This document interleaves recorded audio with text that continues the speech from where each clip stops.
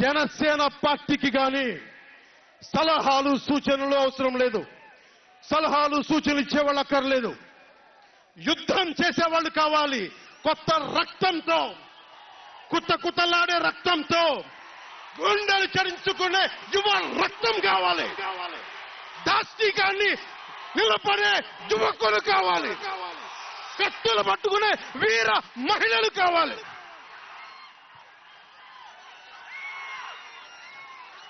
అంతేగాని నాకు సలహాలు ఇచ్చేవాళ్ళు, మీకు తెలిసే జగన్ ఎలాంటి వాడో, సొంత బాబాయినే మర్డర్ చేయించిన వాడు, సొంత చెల్లినే గోడకేసి కొట్టిన వాడు.